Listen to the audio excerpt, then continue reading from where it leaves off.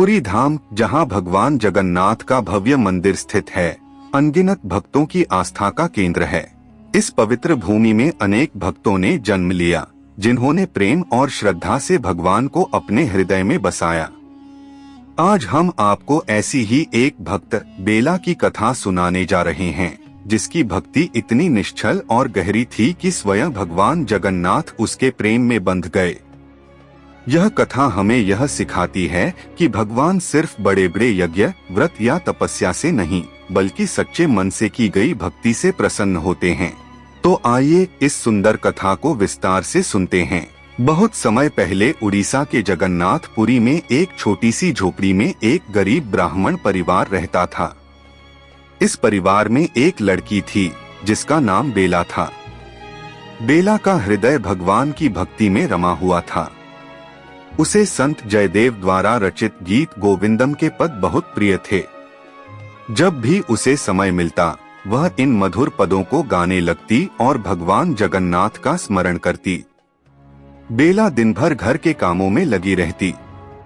घर में माता पिता वृद्ध थे, इसलिए सारा काम उसी को करना पड़ता था। लेकिन इन सब के बीच भी उसकी भक्ति कभी कम नहीं हुई। जब वह सुबह चूल्हे पर रोटी बनाती, तब भी भगवान के भजन गुनगुनाती। जब वह पानी भरने जाती, तब भी गीत गोविंदम के मधुर पद उसके होठों पर होते। उसके गीतों में इतनी मिठास और भक्ति थी कि आसपास के लोग भी मंत्रमुग्ध होकर उसे सुनते। एक बार की बात है, आकाश में पूर्णिमा का चांद अपनी पूरी रोशनी बिखेर रहा था। बेला अपने माता पिता की सेवा करके सोने की तैयारी कर रही थी कि तभी उसके पिता ने कहा, बेटी, कल सुबह हमें बाजार में सब्जी बेचनी है। खेत में बैंगन तैयार हो चुके हैं। चूंकि अभी चांद की रोशनी अच्छी है, तुम खेत में जाकर बैंगन तोड़ लाओ ताकि सुबह जल्दी बाजार ले जाया जा सके। बेला ने पिता की बात मान ली। वह खेत की ओर चल पड़ी। रास्ते में वह गीत गोविंदम गुनगुनाती जा रही थी। उसके स्वर में इतनी भक्ति थी कि सारा वातावरण भक्तिमय हो गया। उधर जगन्नाथ मंदिर में भगवान जगन्नाथ अपनी दिव्य शैया पर विराजमान थे। लेकिन बेला के मधुर भजन उनके कानों तक पहुंच गए। भगवान बेला की भक्ति से इतने प्रसन्न हुए कि वे मंदिर से बाहर निकल आए और उसके पीछे पीछे चल दिए। खेत में कीचड़ था, लेकिन बेला बिना किसी चिंता के बैंगन तोड़ने में मग्न थी।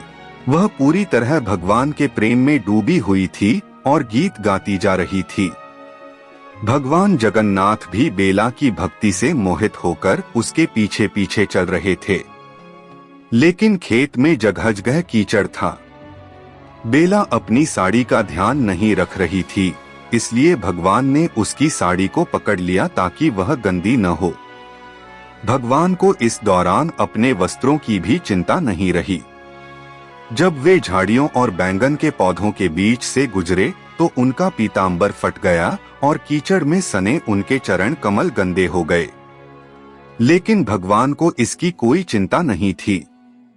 वे तो बस अपनी प्रिय भक्त बेला के प्रेम में मग्न थे।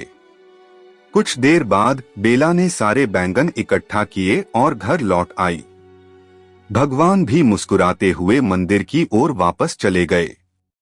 अगली सुबह जब मंदिर के पट खुले, तो पुजारी ने देखा कि भगवान जगन्नाथ के वस्त्र फटे हुए थे और उन पर कीचड़ भी लगा था। यह देखकर पुजारी अचंभित रह गए। उन्होंने भगवान को नया पीतांबर पहनाया था, फिर यह कैसे हुआ? थोड़ी देर बाद जब पुरी के राजा भगवान के दर्शन के लिए आए और भगवान के वस्त्रों को फटा हुआ देखा, तो वे क्रोधित हो गए।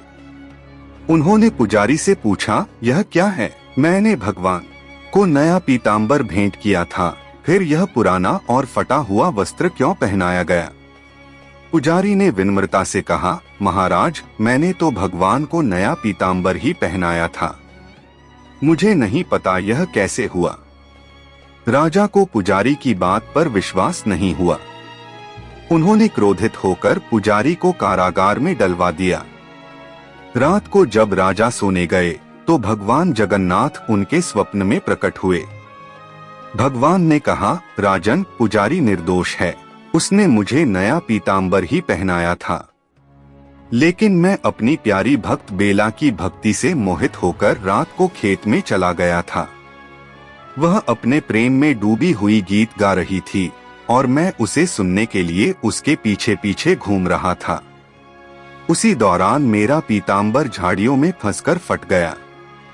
यदि तुम्हें विश्वास न हो तो तुम खेत में जाकर देख सकते हो। अभी भी मेरे वस्त्र के कुछ अंश वहां पड़े होंगे। सुबह राजा ने जब पुजारियों के साथ खेत में जाकर देखा तो सचमुच वहां भगवान के पीतांबर के टुकड़े पड़े थे। यह देखकर राजा की आंखों में आंसू आ गए। उन्होंने तुरंत पुजारी को जेल से मुक्त कर दिया और भगवान से क्षमा मांगी। जब लोगों को यह पता चला कि भगवान ने बेला के गीत सुनने के लिए ऐसा किया तो वे बड़ी संख्या में उसके पास आने लगे। लोग उसे देखने और आशीर्वाद लेने के लिए आतुर थे, लेकिन इससे बेला के भक्ति मार्ग में बाधा आने लगी। राजा ने यह देखकर निर्णय लिया कि बेला को मंदिर में विशेष स्थान दिया जाए।